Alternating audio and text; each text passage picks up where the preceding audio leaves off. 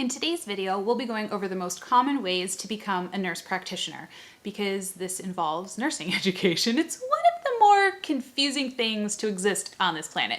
There are several different ways to end up as an NP, and today we'll cover the example of paths to become an NP, starting from a variety of start points: current high school student, current nurse, an astronaut seeking a career change, and on from there.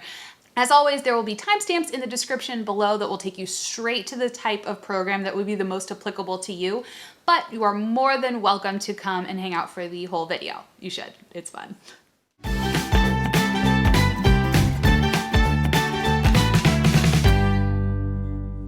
If you're new here, welcome. I'm Liz. I'm a family nurse practitioner, and on this channel, my goal is to share some insight into the reality of living in the nursing world from both a career and the home front. And hopefully today I can clear up a few things for you if you're interested in becoming a nurse practitioner. Like I said previously, there are probably a dozen different paths you can choose to in order to become a nurse practitioner, because nursing education has a ton of different entry points and multiple degree options for the same type of licensure, which gives it a bonus point in terms of accessibility, but it loses basically all of those points that it gained because it's incredibly confusing. So today we'll cover probably 95% of the ways to go about the whole journey of becoming an NP, and a 95 is still an A, so I mean, I'm happy with that. Before we dive deep into the different paths you can follow, I thought we would establish a basic foundation of what is required to be a nurse practitioner.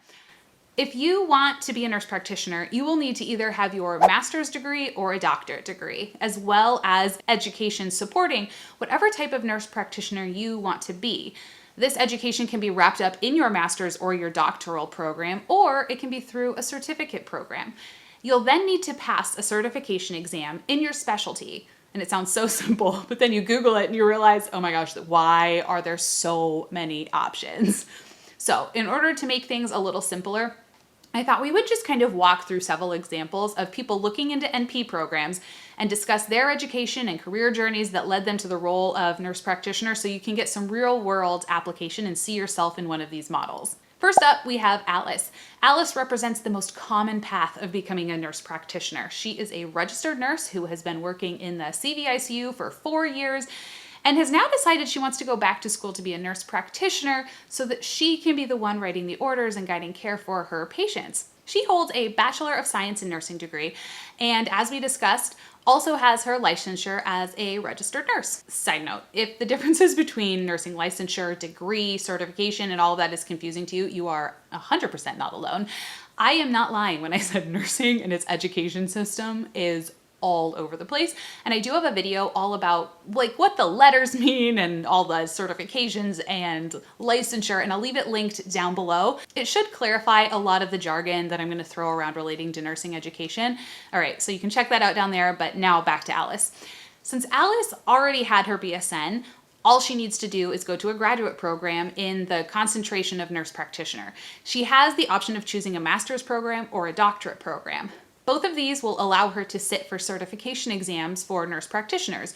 If you want more information about like master's versus doctorate for NPs, I have a whole video about that you can watch after this, and I'll link that in the description as well.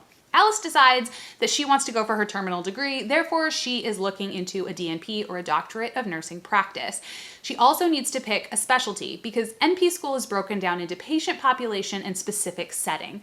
She knows she would love to continue to work in the CVICU, so she chooses an adult gerontology acute care nurse practitioner program. She then uses an AANP search engine that I'll link below that helps her to find a school that provides the exact thing she's looking for in her area, and she sends out her applications. Depending on if her program is full-time or part-time, she can expect to be a doctorally prepared nurse practitioner within like 3 to 5 years of starting this entire adventure.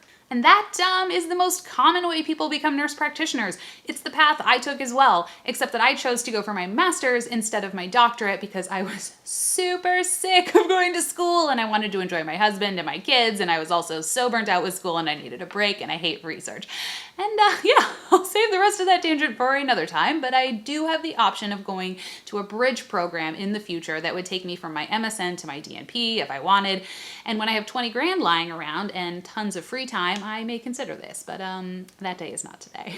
One thing I do want to mention while we're on the topic is I get asked all the time, can I start NP school right after graduating from my BSN program?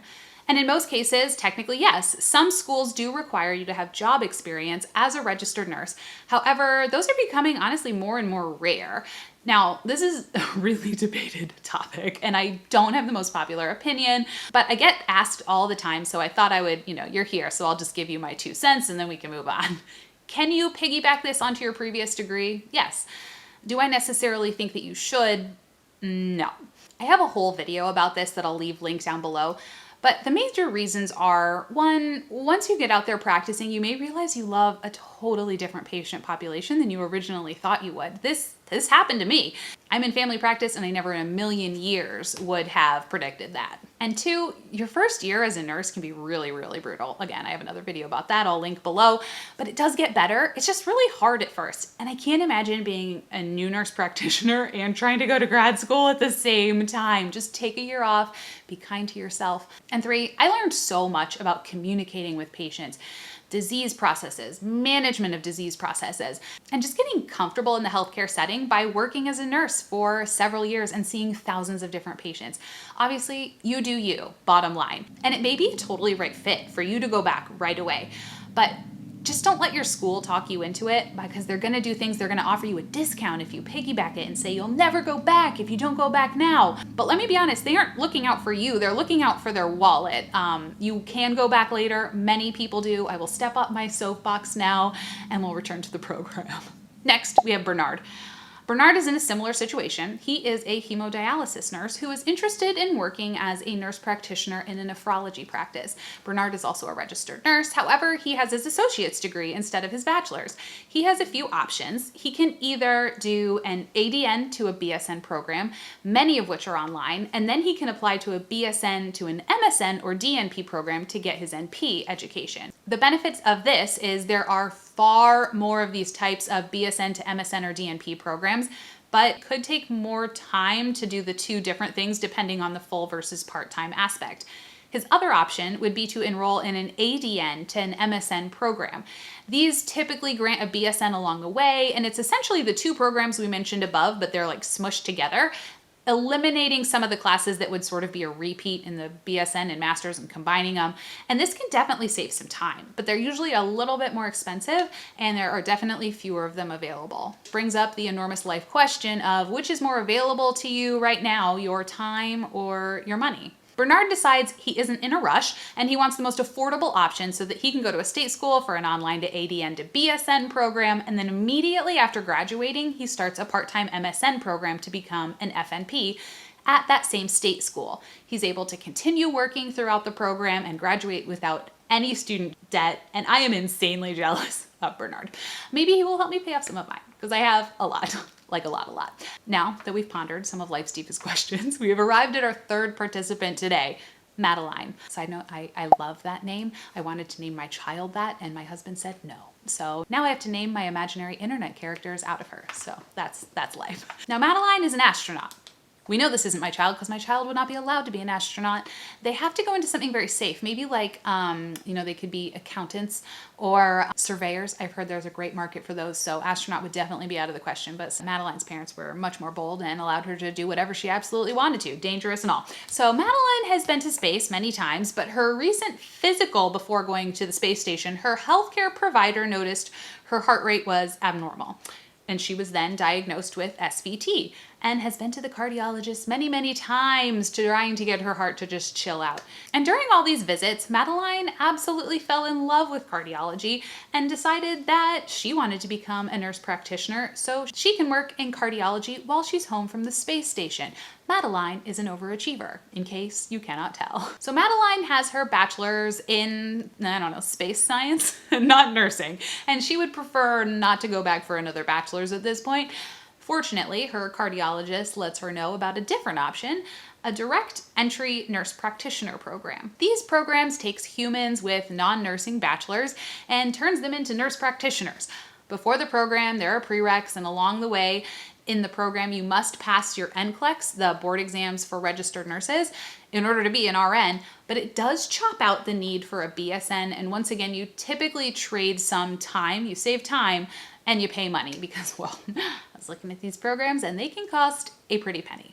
I actually have a whole video, shocker, that talks about direct entry NP programs, which I'll link below, so I won't elaborate a ton on them here, but they can be a really great option for those looking to become an NP with a non-nursing background if you are pretty positive of what you want to end up doing. I also highly encourage as much nursing experience as you can get along the way while you're in the program, but you guys already know my stance on that, so we won't go into it anymore. Next up, we have Alex.